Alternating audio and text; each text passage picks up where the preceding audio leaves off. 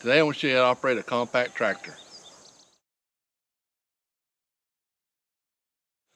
Hey, welcome back to the farm. My name's Mark, and we're a small farm down here in southeast Tennessee, and we've got a new, matter of fact, we've had it for a week today, compact tractor, and it's totally different from our other farm tractors, and I kind of going to go over the differences and some of the things I've noticed so far. So this is a TYM 4815.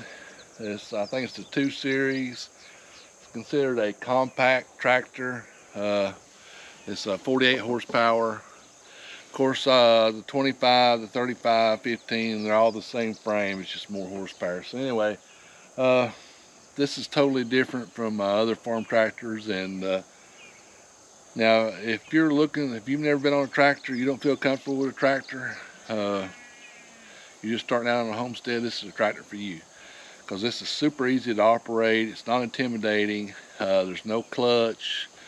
There's no gears. There's high, low, medium. There's low, medium, and high, and I'll show you that in a minute. But this is a super easy tractor to operate.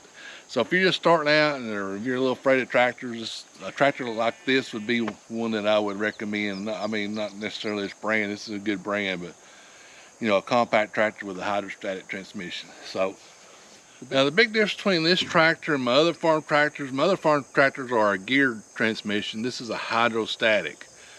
So what that means is you've got 2 pedals here with arrows. So if you want to go forward, you push this one and you go forward. If you want to go backwards, you push this one. There's no clutch. There's no gears to change. There's no directional thing to fool with. It's just push it. Kind of like a lawnmower. You push it and it goes. You push it the other way and it goes the other way. So that makes this thing really easy to operate. And I'm going to get up here and show you here in just a second. And of course the wheelbase is not as the wheelbase this way is not like my other tractors, and it's not as wide as my other tractors. So that's where the compact comes in. And it's got an air ride seat, so that makes it a little nicer. Now the back operates just like any other tractor. You have a lever and raises this up and down. Matter of fact, I can let this down. Just hydraulically operated. So like you put your implements back here, you raise and lower it just like you would a regular tractor. And here's your top link. On this, now this one particular model has a low, medium, and high. So it's called the range. So this is marked A, B, and C. So A is low. Right here's A, B. Of course neutral if you're just going to pull it, and C. A is low. So I would put it in low or A if I was going to do something like some heavy tractor work, like a plow, some kind of tillage or something like that. Some heavy pushing, some heavy pulling. You put it in A. Most of the time this tractor will be in B, which is the mid-range, and you can do stuff like loader work. I push those bushes out in B, maybe some disc and stuff like that, pulling a bush hog, pulling a cedar, stuff like that. And C, high range, is mainly just for a road. So if you had a different piece of property and you had to drive this tractor to do some work, you would put it in C when you get on the road. Now I would be afraid to put it in C and run it wide open through the field, because this thing's a lot lighter than a regular tractor and it will bounce, and then you better put your seatbelt on just in case. So I'm gonna get up here and start it. It does have a, now this is 4-wheel drive, my other one's not, and it's just like in a car. You have a 4-wheel drive lever. So if I want to put it in 4-wheel drive, I just push that down. And I actually put it in 4-wheel drive when I was pushing the bushes up, so go back a couple of videos and I put it in 4-wheel drive. It really does, it helps the loader push a lot. You got a lot of pushing to do. But I'm gonna get up here and start it up and show you what I mean by going forward and backwards. Now the bucket levers, just like any, they're all the same. Raise and lower, dump and tilt your bucket up. This is the same on all my other tractors. So then it has light switches here. I ain't worried about that. That's just, they're different on different things. And So this is the PTO, and this is an electric PTO. I'm not kind of used to that. You know, you turn in auto. Auto would be like, I think if you put in auto and you raise it up, it turns it off. Like if you're using a post hole digger like we're going to be doing. So you put in auto, when you raise it up, it turns off automatically. You don't have to worry about it. When you let it down, it starts digging. So that's what the auto is, and it's got like independent. Like you put it in independent, it stays on all the time. So that's what this is. This right here is just a hand throttle. So if you're like bush hogging or something, you want to give it a lot of throttle when you go. Now this has got a feature on it. This particular tractor has a feature when you push down on the pedal, it automatically revs the engine up. So if you're just kind of doing some loader work, going from here to there, you don't have to even worry about this. Now if you're going to bush hog or something like that, then you want to give it a lot of throttle. So I'm going to start this thing up. Well, let me show you this. This is the loader control. You know, up is down, down is up, you know, left and right. So I'm going to start her up here. Starts just like a car. Starts just like a car with a key. Here's the key. This one has glow plugs, and my other one does not have glow plugs, so this might be a little easier to start when it gets cold. So anyway, that first clicking you hear is going to be that little fuel relay or something to get it started. So just like a car, you turn it, you let it go for a minute.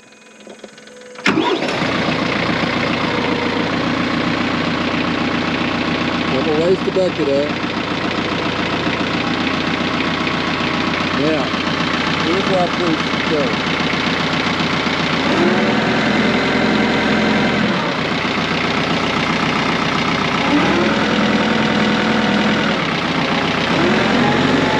You see I push down on that, I don't have to give it no throttle. Here's the throttle.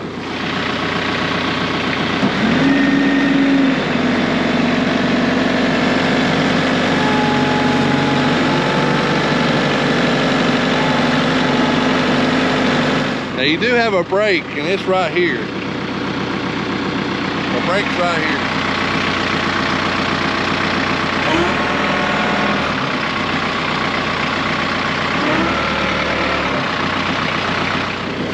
And right here's the traffic control.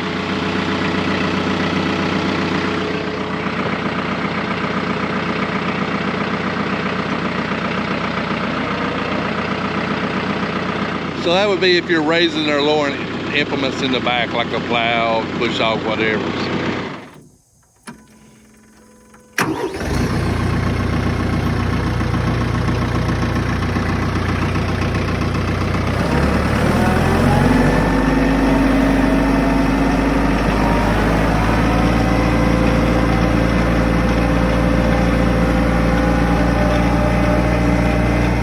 So you can see this tractor is very easy to operate. I will say that it's lighter than my regular tractor, so you kind of got to be a little bit careful. I think if I was going down through some rough field or something, I would put my seatbelt on, which I usually don't wear. But if I was just starting out, I would probably wear it. So, but you can see how easy it is to operate.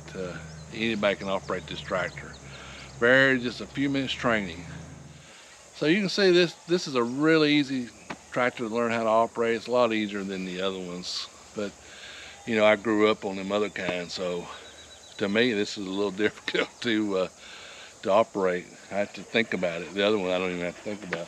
And also this right here's got a skid steer disconnect where you just pull this little lever up. If you're going to take this bucket off and change, you raise these up, let go of the bucket, and get your next thing, like some pallet forks or whatever. So I do like that. Like my John Deere has pins, and I've lost those several times. I like that a whole lot. So one other thing I forgot to mention, this has a cruise control. Say like you're bush hogging, you set it where the speed that you want, you push this green button. Green button right there, and once you push it, it's just like a car. It stays at that same speed. So that would make it a little easier on somebody like me using, I think. That way you don't have to push that pedal down all the time. So when you're bush hogging or doing something like that. So I'll probably use that a lot. And we're going to operate it for a few weeks, and then I'll tell you what I like and what I don't like about it. So far I like it. So far I like it pretty good. So hope this was a help. Of course, I can't think of anything else I need to talk about. Of course, the gas tanks down here, I like it. Hope this was a help to you, and if I left something out, you can leave me a comment and ask me about it, and I'll try to answer the best I can. So anyway, hit that subscribe button. Appreciate everybody watching. Appreciate all the new subscribers. Give us a thumbs up. Hit that subscribe. Hit that like button. Support your local farmer. We'll see you down here in the farm next video.